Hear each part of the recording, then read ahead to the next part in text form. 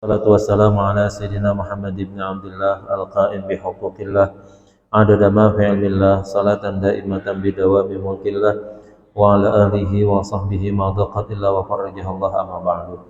Qalu subhanaka la ilma lana illa ma 'allamtana innaka antal alimul hakim wa la haula wa la quwwata illa billahil aliyyil azim.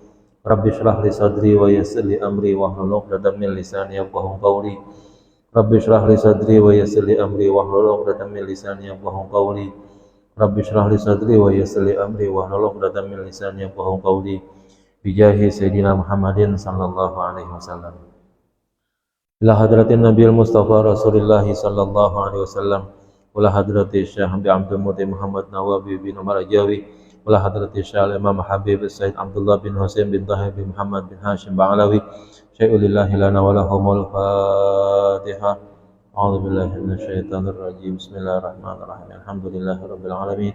Arrahmanir rahim. Maliki yaumiddin. Iyyaka na'budu wa iyyaka nasta'in. Ihdinas siratal mustaqim.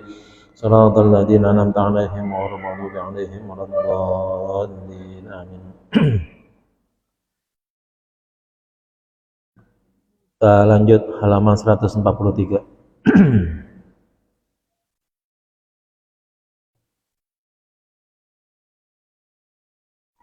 Bismillahirrahmanirrahim. Qala al-mu'allif rahimahullahu ta'ala wa nafa'ana bihi wa bi'ulumihi fid dharain amin. Faslun fin najasati wa kaifiyati izalatiha. Ini sebuah pasal dalam menjelaskan najis dan cara menghilangkannya. Sebentar ya, ada tamu.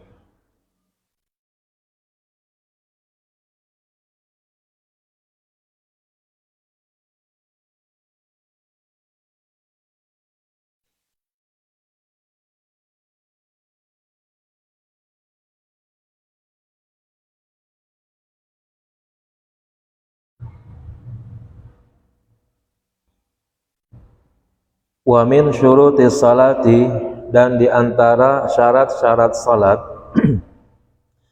at-taharatu anin najasati fil badani, yaitu taharah, bersih, anin najasati, dari najis, fil badani, pada badan, hatta dakhila anfihi, bahkan sampai bagian dalam hidungnya, au famihi, atau mulutnya, au ainaihi, atau dua matanya, au udhunihi, atau telinganya. Jadi di antara syarat salat itu adalah toharoh, ya. Nah, toharohnya itu yang dimaksud nanti salah satunya adalah bersihnya badan dari najis, ya. Selain nanti ada yang dimaksud dengan toharoh itu adalah bersihnya hadas, baik hadas besar maupun hadas kecil, ya, sama tuh. Kalau itu najisnya najis yang tidak nampak kelihatan gitu. Nah, kalau yang sekarang akan dibahas nih najis yang sifatnya kelihatan oleh oleh mata kita, ya. Kalau bahasa fikihnya najis hadas, ya, itu namanya najis maknawi namanya, ya. Najis yang bentuknya enggak kelihatan mata, nah itu namanya disebut dengan najis maknawi. Nah, yang najis yang zahir, najis yang kelihatan, itu dikatakan semua badan, ya, bahkan sampai yang di bagian dalam hidung, ya, bagian dalam mulut, bagian mata, dan telinga. Kemungkinan najis ini munculnya dari luar, ya. Kalau sesuatu yang ada di dalam mulut itu enggak najis, ya, bahasa kita ini jigong, sebau-baunya jigong dah gitu, ya. Habis makan jengkol tuh misalnya kan jigong bau banget tuh misalnya begitu ya kan. Enggak, jigong tuh enggak najis ya. Kotoran-kotoran yang ada di hidung dan yang ada di kuping itu sampai saat ini belum ada ya ulama yang mengatakan itu sebagai sebuah najis begitu. Ya, yang dikatakan najis dan yang membatalkan wudhu, membatalkan sholat itu adalah yang disebut dalam fikih ma yakhruju minas sabilain, ya, yang keluar dari dua jalan. Dua jalan dimaksud kubul dan dubur. Ulama tidak mengatakan yang dimaksud dengan jalan tersebut hidung sama kuping gitu misalnya, ya. Artinya kalau begitu kotoran di hidung, kotoran di kuping itu bukan masuk dalam kategori najis gitu. Tapi kemungkinan besar kuping kita terkena najis, mulut kita atau hidung kita terkena najis itu mungkin. Nah, karena itu harus dibersihkan. Nah, itu ya, wajib tuh. Wasaubi dan juga pakaian, ai al-malbusi, yaitu sesuatu yang dipakai. Min saubin, ya, daripada pakaian, daripada saub. Ini orang Arab nih bilang saub ini nih yang saya pakai nih. Mohon maaf, saya contoh. Iya. Jadi kalau orang Arab bilangnya dia ngomongnya tob gitu. Jadi kalau Anda ke pasar, Syekh mau good tob gitu misalnya. Ini tob nih namanya. Yang kayak begini. Kalau kita kan biasanya bilangnya gamis. Gamis tuh yang ente pakai tuh, itu namanya gamis tuh kalau orang Arab bilang, ya. Baju koko tuh termasuk kita, namanya gamis gitu, namanya bahasa Arab itu gamis. Jadi, kalau yang kayak gini namanya thawb nih, ya, baju panjang. Kalau orang Arab sana sih bilangnya tob. Tob itu karena kebiasaan orang Arab susah ngomong sa. Jadi sa-nya diganti dengan ta. Jadi tob jadinya begitu, ya. Jadi tob gitu tulisannya. Jadi kalau ke pasar jangan bilang gamis kalau sama orang yang Arab asli gitu. Tapi bilangnya apa? Tob gitu ya, sob gitu ya. Nah itu kalau kita mau beli yang kayak begini nih, kayak gini nih namanya sob nih. Kalau gamis tuh yang nih, yang kita pakai tangan pendek ataupun tangan panjang, itu tuh namanya gamis, kamis gitu namanya, ya, kamis. Nah, jadi yang dipakai itu juga harus bersih dari najis, ya. Wa illam yataharrak biharakatihi, sekalipun saub itu tidak bergerak dengan gerakannya. Sejadah tuh, ya. Sejadah ini kan berarti kita injak tuh namanya. Itu namanya sesuatu yang ada, yang kita gunakan untuk kemudian kita pakai buat sholat, tapi sejadah itu tidak bergerak dengan gerakan badan kita. Nih, kalau ini nih baju nih ya, kain, itu namanya bergerak dengan badan kita tuh. Kalau badan kita bergerak, dia ikut bergerak.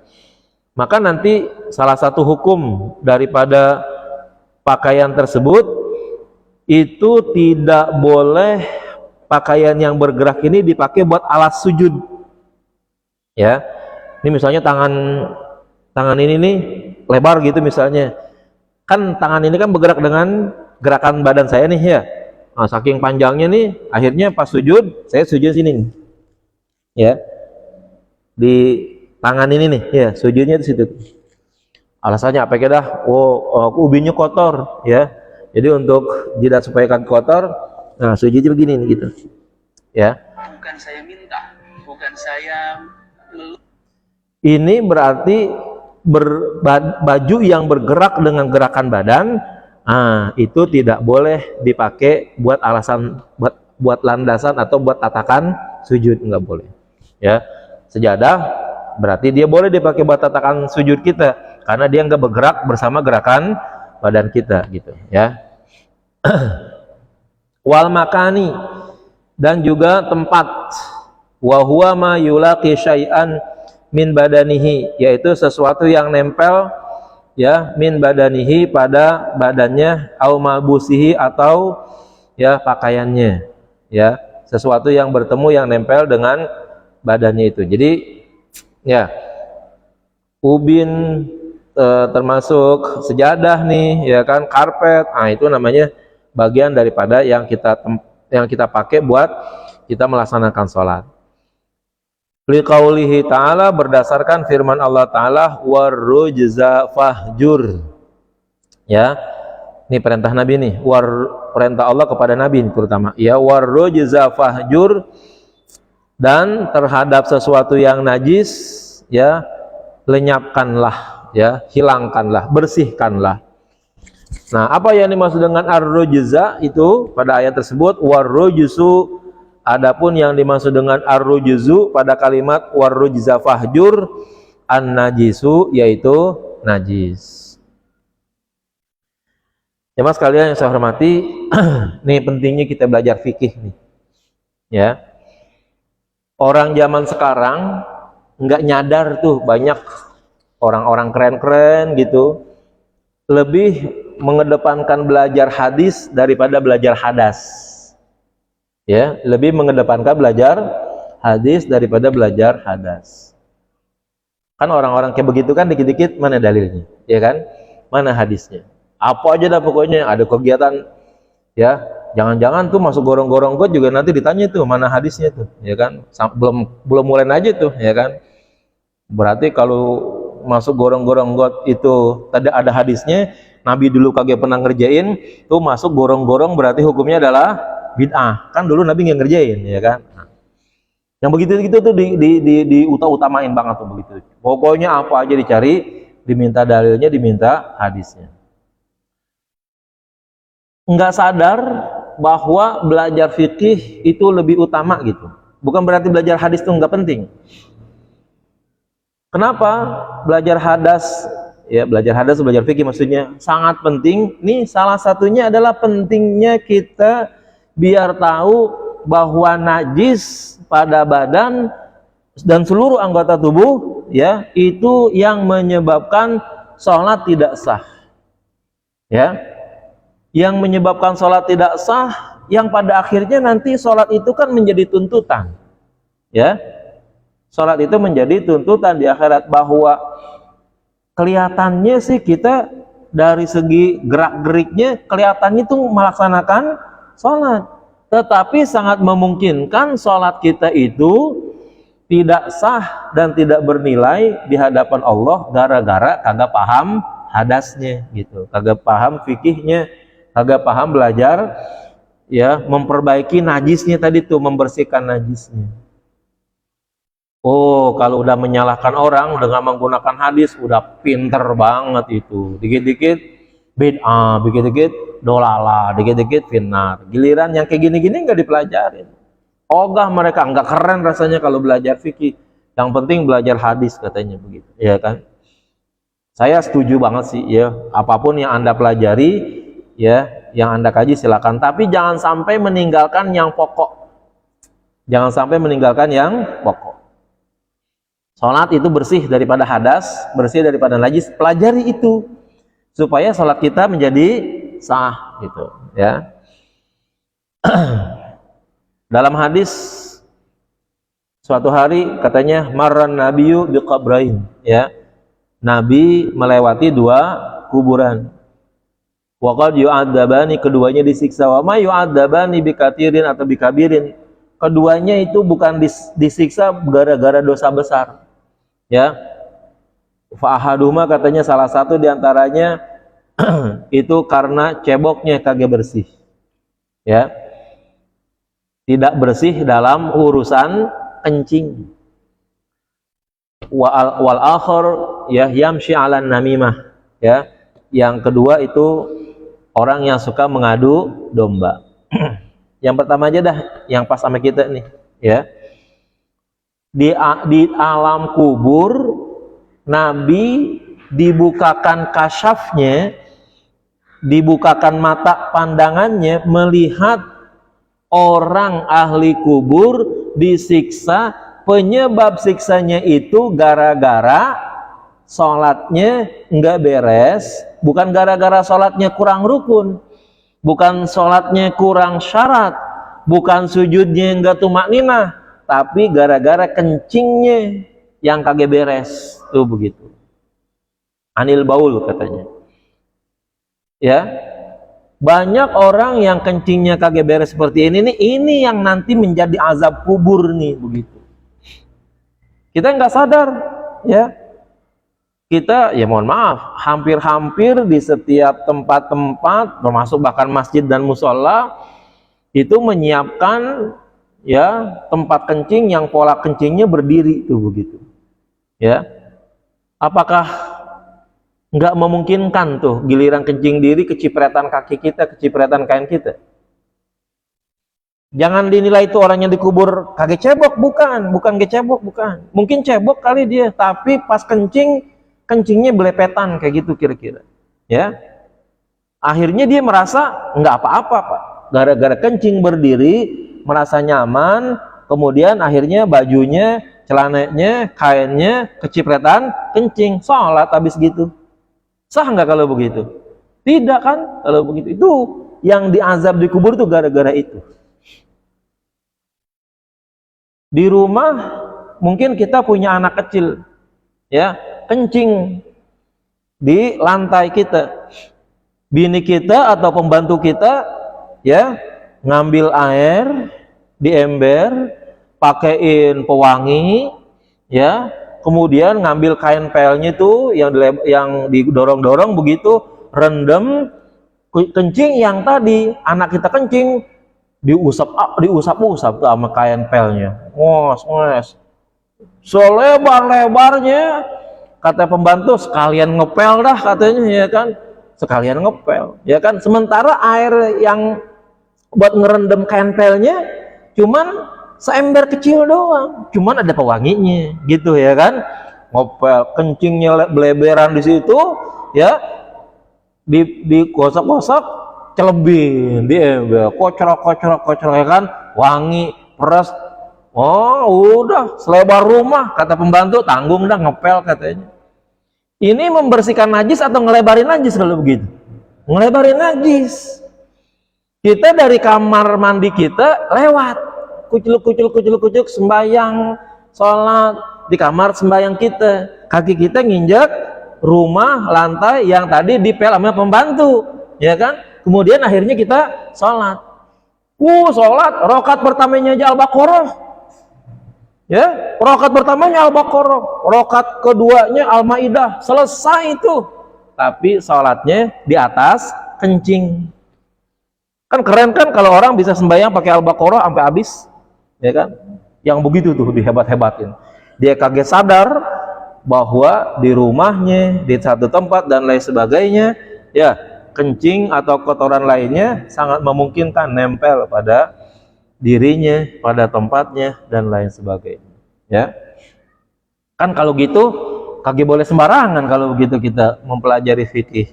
Harus bisa, ya, karena ini bagian daripada ibadah yang harus kita kerjakan.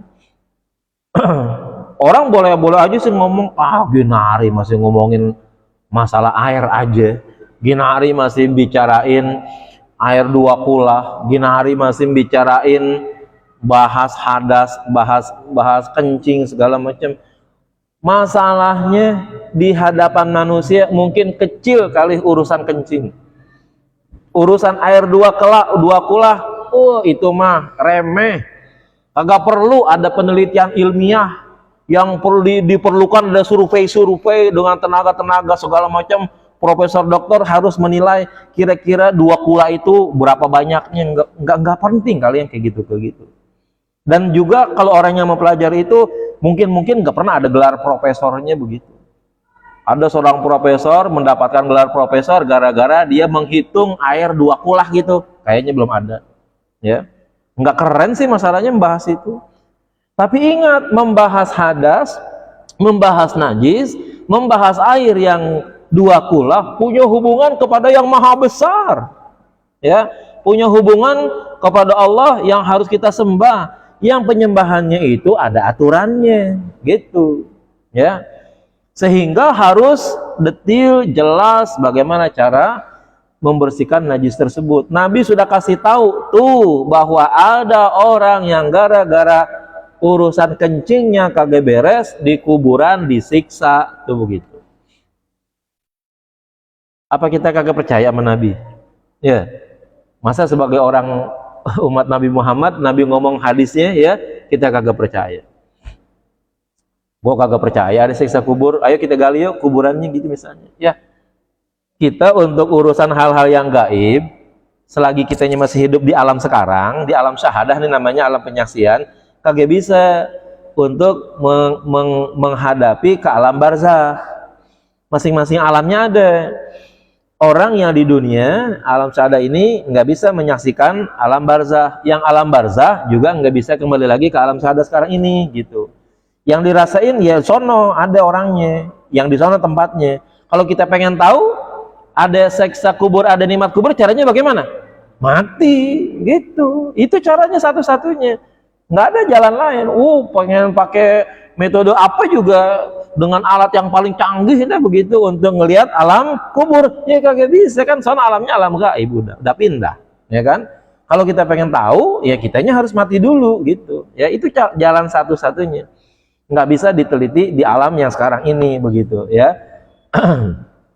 Kalau kalau penampakan di alam kubur yang kita lihat, anggaplah kita pernah kali melihat ada kuburan yang dipindahin kalau gitu kan ya.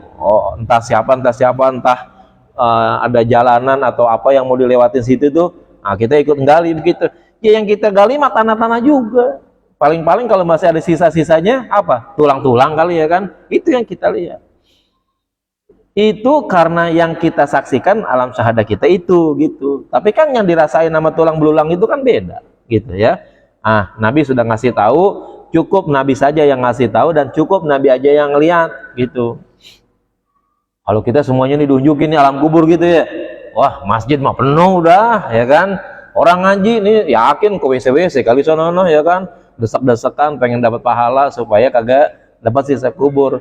Ya makanya orang yang ngaji itu pilihan yang sadar itu tuh ya, yang tahu bahwa di kubur ada siksa kubur. Kita yang banyak-banyak siap tuh terhadap itu gitu ya. Ini ya penting untuk kita jaga baik-baik ya, jangan sampai ya sholat kita terkait dengan najis yang pada akhirnya menyebabkan ya sholat kita tidak sah. Baik najis yang memang keluar dari diri kita ya, bagaimana cebok yang benar, bagaimana kencing yang benar, ya misalnya caranya nongkrong dan lain sebagainya, yang dari diri kita, atau kencing dari orang lain, bagaimana cara membersihkan kencing yang ada di rumah kita, anak kecil dan lain sebagainya, supaya tidak melebar kemana-mana, ya itu ada caranya untuk membersihkannya itu, gitu, sehingga akhirnya ya tidak melebar najis tersebut ke semua rumah kita.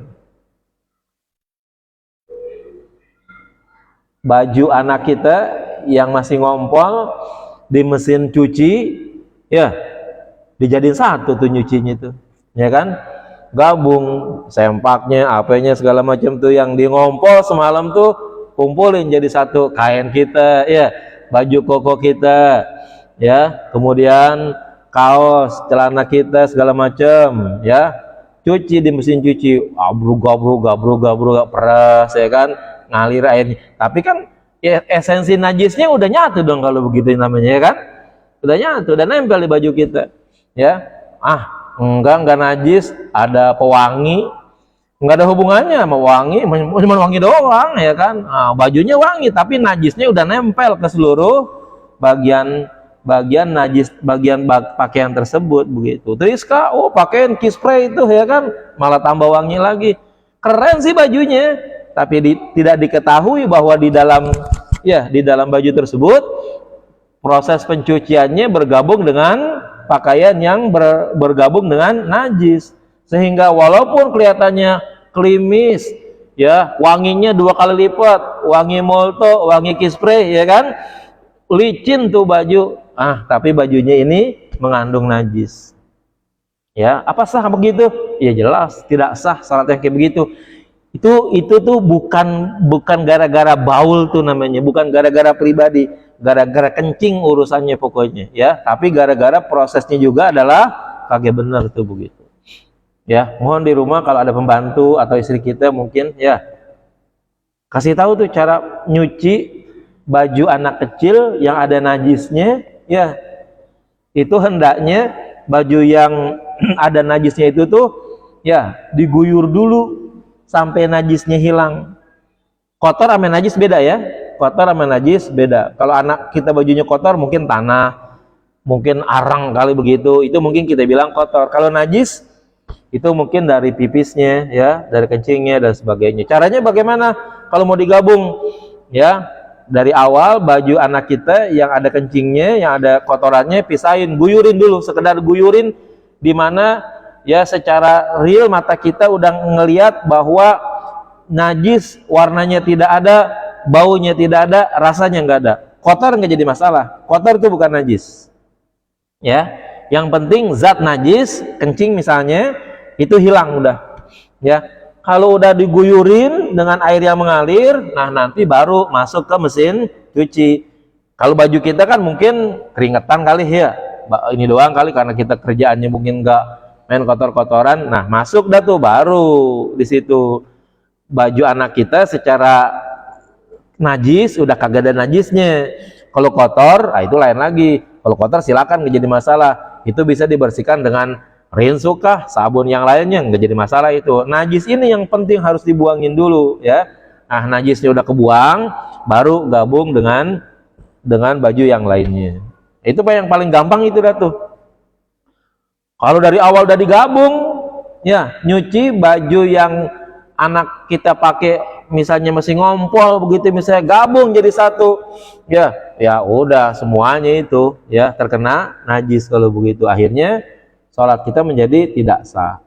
Itu kan namanya kalau gitu nanti sangat memungkinkan kita diazab juga gara-gara kencing, walaupun bukan kencing kita ya, kencing anak kita mungkin. Gara-gara apa? Gara-gara kita tidak membersihkan kencingnya tadi itu begitu. Nabi udah ngasih tahu tuh ya, diazab ahli kubur tersebut bukan gara-gara masalah besar, tapi salah satunya adalah gara-gara ya tidak bersih di dalam kencingnya tadi. Bukan gara-gara cebok antar najis kencing pribadinya, bukan. Bisa juga kencing daripada orang lain, anakkah atau siapakah gitu ya, yang mungkin kencing di rumah kemudian akhirnya tadi tuh ngepelnya diratain tuh sama pembantu, sama bini kita begitu. Nah ini ya akibatnya menjadi salah ya, akhirnya najis semua tuh sepanjang-panjang rumah.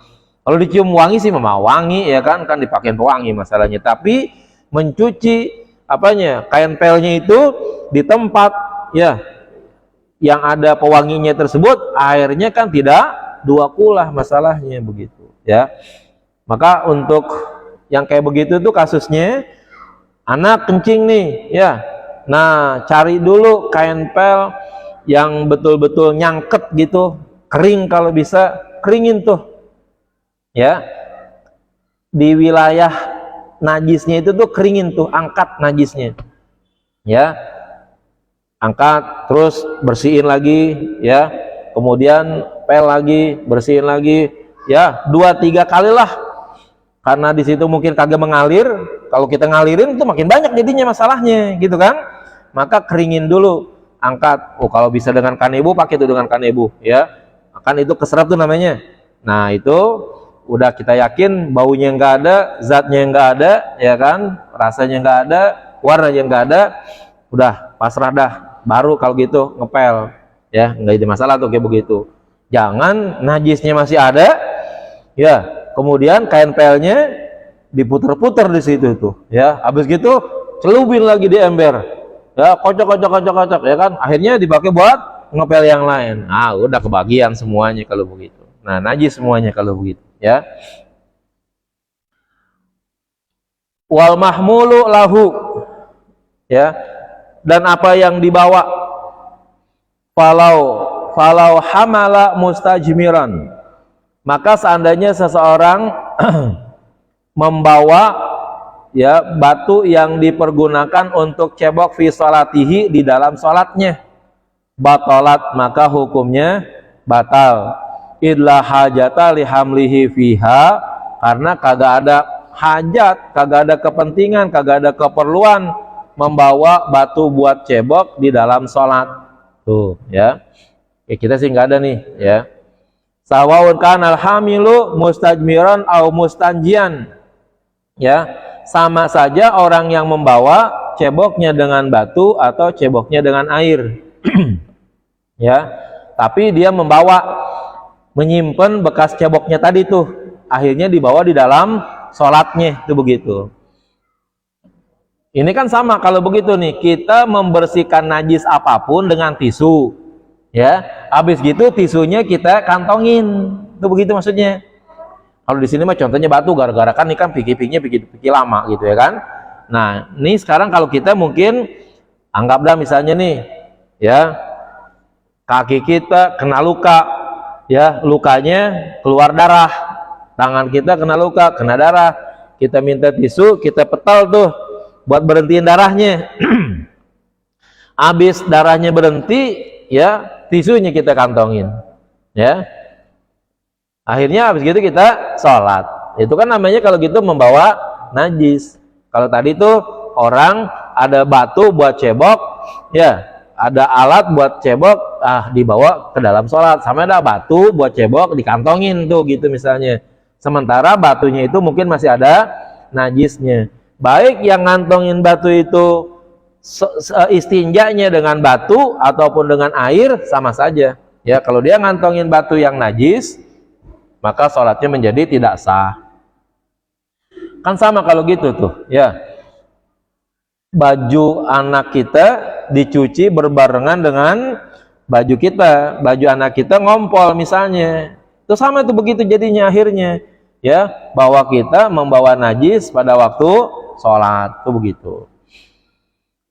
Amal qabdu, adapun kalau memegang, fatabtulu bihi sholatul mustanji, maka batal orang yang sholatnya, ya, yang istinjanya, yang ceboknya dengan air, dunal mustajmiri, bukan orang yang ceboknya dengan batu.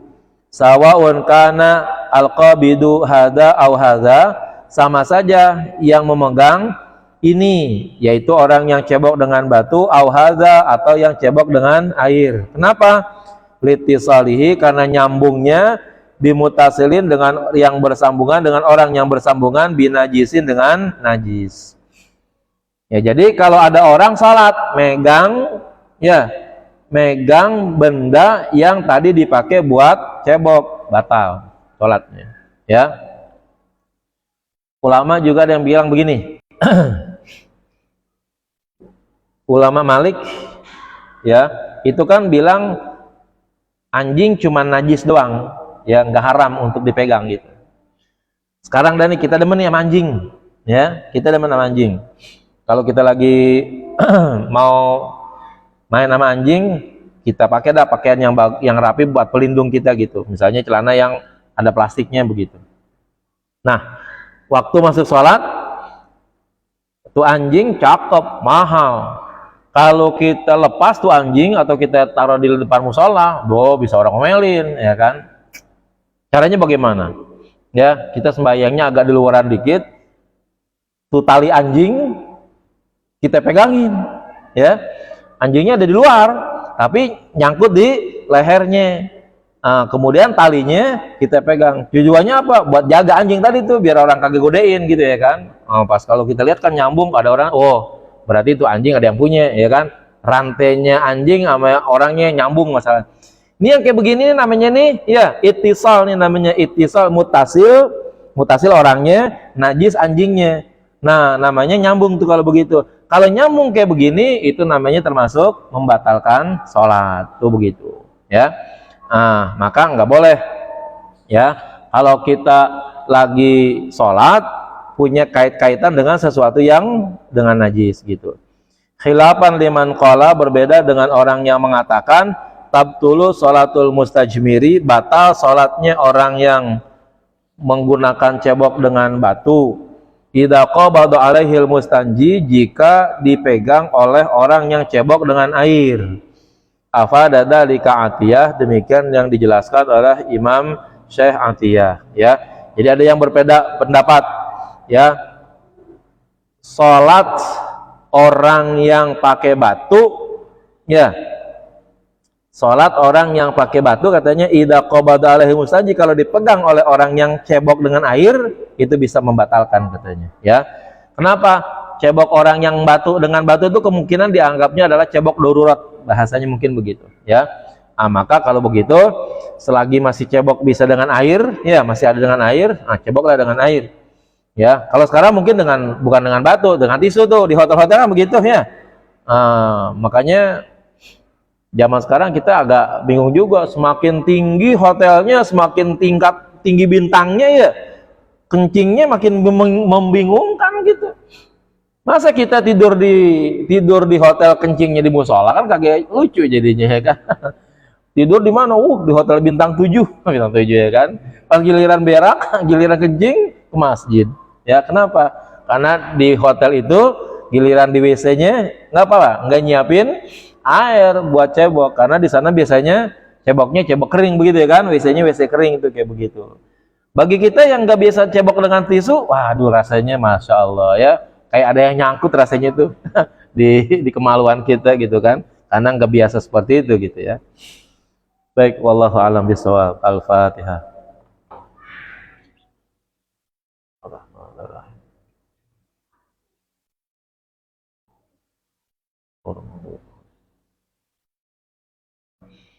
Bismillahirrahmanirrahim. Alhamdulillah rabbil alamin. Allahumma shalli ala sayyidina Muhammad wa ala ali sayyidina Muhammad. Allahumma arzuqna fahman nabiyyin hafzal mursalin suratan Muhammad muqarrabin. Allahumma anfa'na bima 'allamtana wa 'allimna ma yanfa'una wa 'allimna ma jahilna. Allahumma ja'alna wa auladana banatina wa dzurriyyatina min ahli wal khair wa la taj'alna wa min al-syarri wad dair. Waftah qulubana qulubal muta'arifin wahdina wa yam siratal mustaqim siratal ladzina an'amta 'alaihim ghairil maghdubi 'alaihim waladdallin. Rabbana atina fid dunya hasanah fil akhirati hasanah wa qina adzabannar. Sallallahu alaihi wasallam Muhammad wa ala sayyidina Muhammad. Alhamdulillah rabbil alamin. Mohon maaf. Assalamualaikum warahmatullahi wabarakatuh.